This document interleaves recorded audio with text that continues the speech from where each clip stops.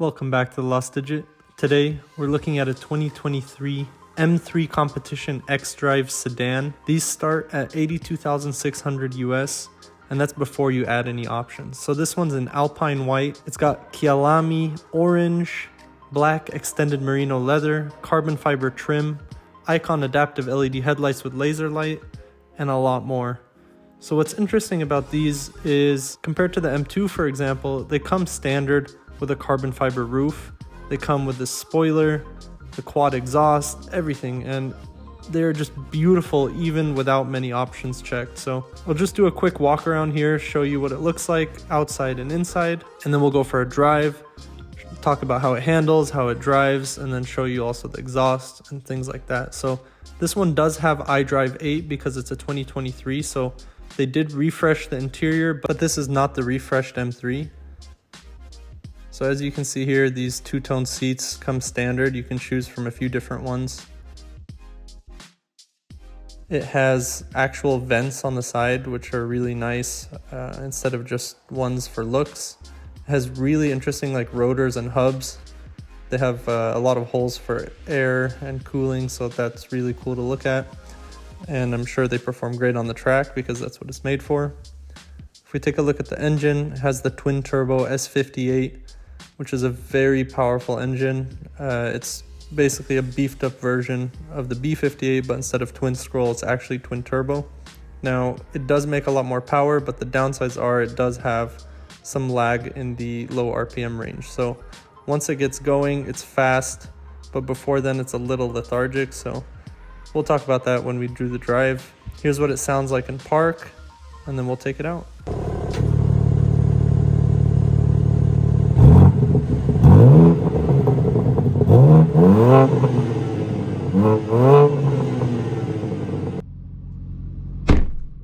All right, so this is the 2023 M3 Competition xDrive. This is a car I'm very familiar with in terms of a chassis. I used to have a G20. I've driven a lot of M340s. That's the X3M comp starting up. I'm just gonna start this up and get out of here.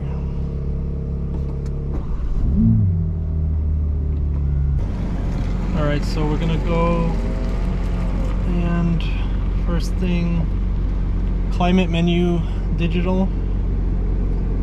Oh my. And lower the air. Alright. So we got that taken care of. Then we're gonna click setup. Put the engine into Sport Plus, the chassis, leave it comfort, steering sport, braking comfort, xDrive on. We also have the exhaust valve open, so you can hear that. And I have my driver's side window open, so let's see what that sounds like as we get out of here.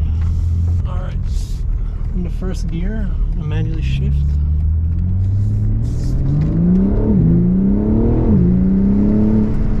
Wow. I'm going to close the window.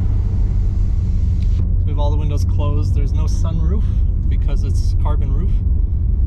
I'm going to use the paddles, just kind of drive around. Go in a second.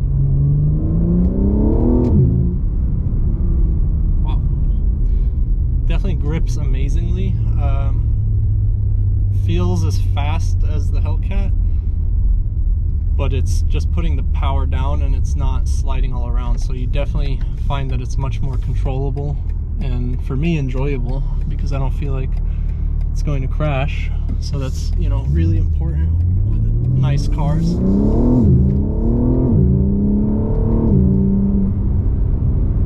Just take it around some turns.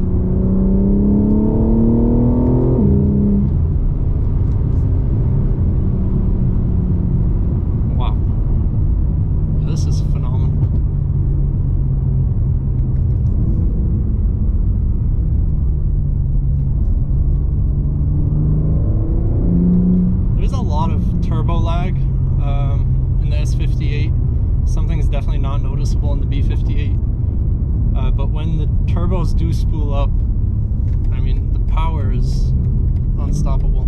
So something to keep in mind for daily driving.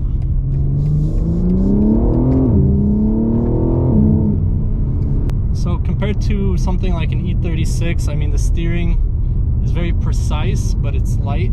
Of course, it's electronic, but I will say they've refined it a good bit, so it doesn't feel as, you know, unconnected from the drive as the M340 or the 330 do. So they've done a good job there.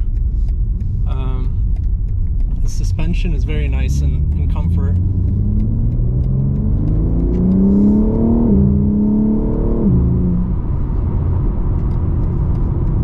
This car is very nice. This definitely explains the hype, as they've been selling way over MSRP for a while now.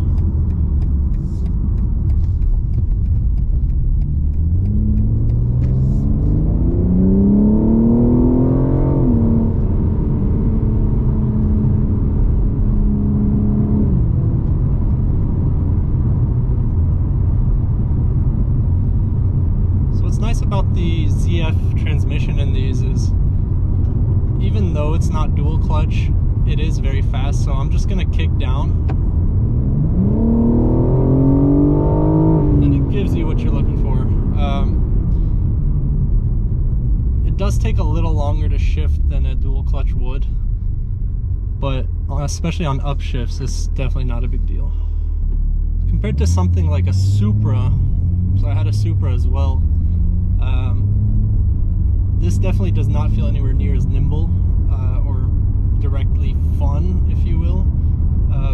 But being a car that has 4 doors and 5 seats, it's definitely amazing how dynamic it feels.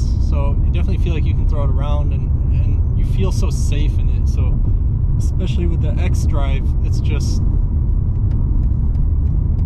a very fast, safe, and precise car.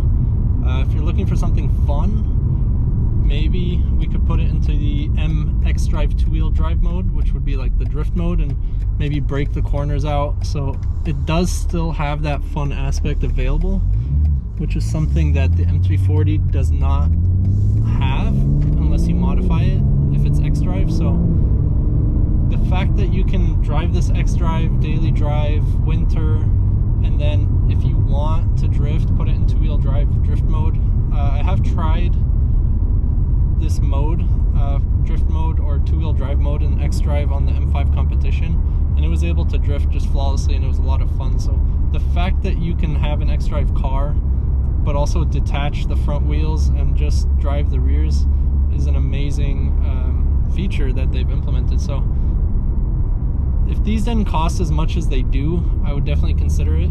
But you know, most of them are around $90,000, and that's quite a lot of money to pay, you know, for a car in general. So is it fun? Yes. Is it powerful? Extremely. Does it put the power down? Yes, better than any other car I've driven.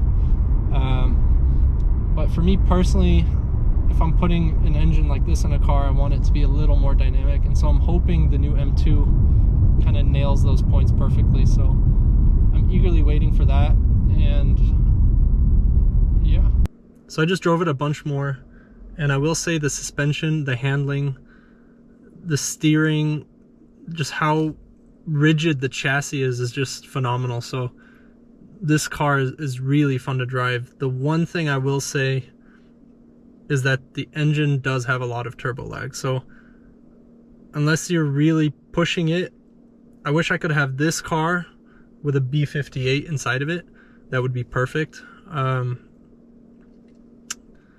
wonder if you can reduce the turbo lag somehow, but definitely if you could get a B58 with more rigidity, that's kind of what this car would be perfect as. So I guess we'll just keep hoping that something perfect comes along one day. But these are kind of the downsides to turbocharging and to making a lot of power, is that, you know, it doesn't make peak torque until a little later on. So thanks for watching. Be sure to subscribe and like if you like this video. I'm going to try to do more actual driving videos and reviews. So Thank you for watching, and I'll see you in the next one.